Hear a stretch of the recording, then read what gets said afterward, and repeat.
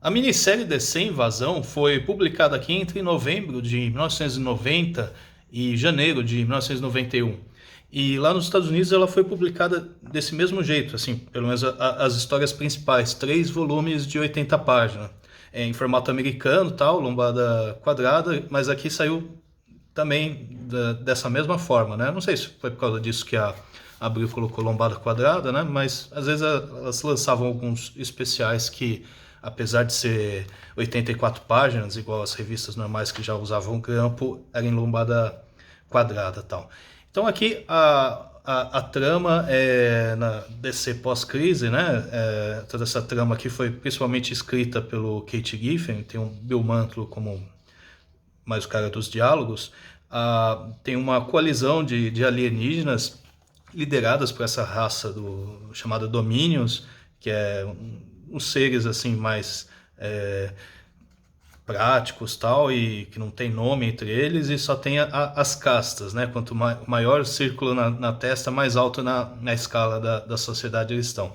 Então eles convencem essas outras raças que a Terra, por causa do enorme quantidade de super-heróis sendo criado, é uma ameaça, então eles reúnem essas forças para invadir e conquistar. Só que esses caras, os domínios, eles têm uma agenda à parte, né? Eles querem, na verdade, usar ou estudar os super-heróis da Terra e desenvolver seres para eles mesmos, depois combaterem essas mesmas outras raças alienígenas que eles estão alinhados, tal. Então, assim, é uma história, uma trama basicamente feita pelo Kate Giffen, que segue o que ele fazia na Liga da Justiça, exceto a parte do humor, assim, quando os alienígenas eles invadem a Terra, a Liga da Justiça e outros heróis, eles vão ser coordenados pelas Nações Unidas, igual é mesmo a Liga da Justiça que ele escreve, né?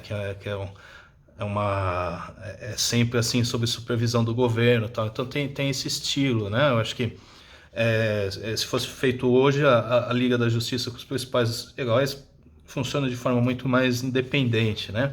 Aqui eles sempre vão ter uma resposta coordenada pelo governo das Nações Unidas, tal. Então, nessa primeira edição vai ter principalmente essa reunião das raças alienígenas, tal, uma trama intermediária aqui é o Vril Dox, que está lá junto com outros alienígenas preso, e ele depois vai escapar e formar a Legião dos anos 90, né, que é a principal, acho que é um dos principais desdobramentos dessa saga aqui. E eu acho que nessa época o Kate Giffen também estava escrevendo a Legião do século 30 e tal. Então, os Kundios e outras raças alienígenas são vilões, ou pelo menos alienígenas que ele meio que introduz na DC pós-crise, né? Eu acho que ele faz essa ponte, tal. Eu não lembro se eles apareciam antes nessa época em pré-crise, assim, mas aqui eles trazem esses alienígenas que eram mais presentes na Legião do século 30. E aqui no final dessa edição eles invadem a Austrália, destroem lá quase tudo tal, domina a população e faz uma demanda lá para o governo da Terra, ó, me entrega os super-heróis ou a gente vai destruir o resto, tal.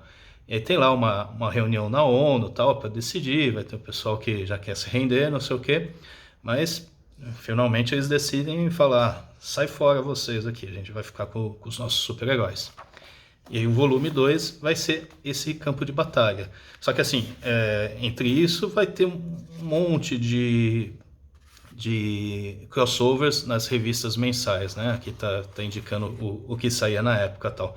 Que eu acho que vai ser até mais interessante de história do que essa principal do volume 2, porque aqui é os super-heróis da Terra se coordenando para contra-atacar, mas uma coisa que não ficou tão legal nessa parte é que as batalhas elas vão ser meio um pouco genéricas demais, né? Em vez de ter assim uns combates mais específicos, é muita cena dos super-heróis, eles não vão estar nem às vezes combatendo Kundios, né? Ele atirando contra naves invasoras, tal. A única parte mais interessante é o Super-Homem contra o Daxamitas, que são uma raça que veio só para observar, só que eles descobrem que eles têm quando eles estão na Terra, eles têm os superpoderes igual do Super-Homem e tal. Então eles dão no começo eles dão uma surra assim no Super-Homem. É uma forma de neutralizar, né? De você ter assim um elemento do plot que soluciona. Como é que a gente faz essa invasão e o Super-Homem não derrota todo mundo tal de uma vez? Só que depois esses Daxamitas eles vão ser... Tem alguma coisa na Terra que também envenena eles, então eles não podem ficar muito tempo. Depois o Super-Homem vai até salvar esses caras. Então, aqui no meio da trama vai ter várias alianças, o Lex Luthor ajudando e tal, mas é sempre assim, muitas batalhas bem genéricas, atirando contra naves e tal. Então, acaba, pelo menos essa parte não ficando tão legal assim. Só que no fim eles conseguem vencer todo mundo. Os outros alienígenas descobrem também que os Domínios estavam querendo usar os genes da Terra para benefício próprio também. Então aí a aliança se desfaz e tal.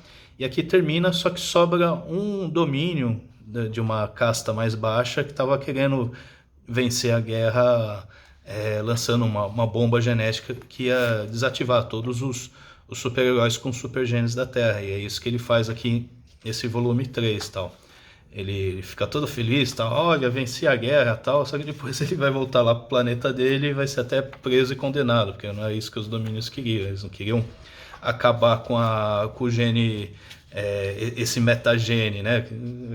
Muito parecido com o gene mutante da Marvel. Eles queriam pegar esse gene para eles tal.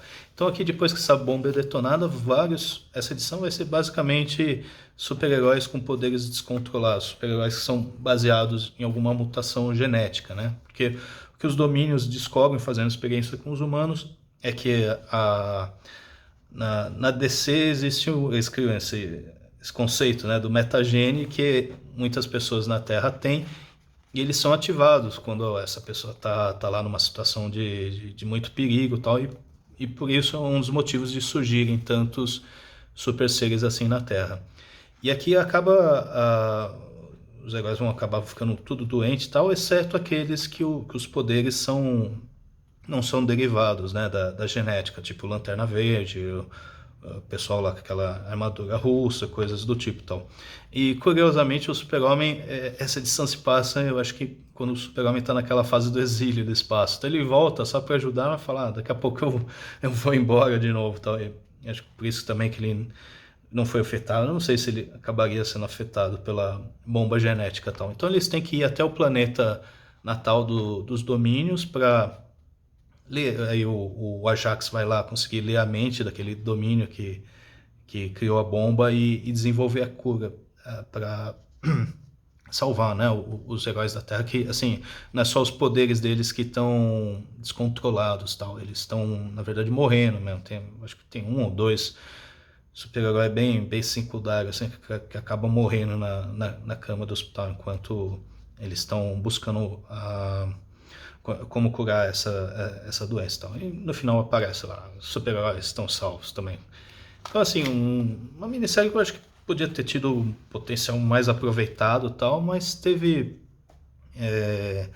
a Patrulha do Destino, morreu 2 integrantes e tal, e isso meio que abriu o caminho para a fase do Morrison. Teve alguns desdobramentos, né? Vai ter uns domínios que vão ficar na Terra enchendo o saco para depois, mas acho que o principal evento que surge daqui é a Legião dos anos 90, né? Que eu gosto bastante, né? Trazer esses alienígenas do século 30 pro universo da DC presente e tal. Acho que isso aqui foi até reeditado recentemente e tal, mas nesses 3 formatinhos aqui tá bem legal, lembrando que vai ter um monte de crossover, talvez até mais interessante de ler nas revistas mensais que foram publicadas nessa época.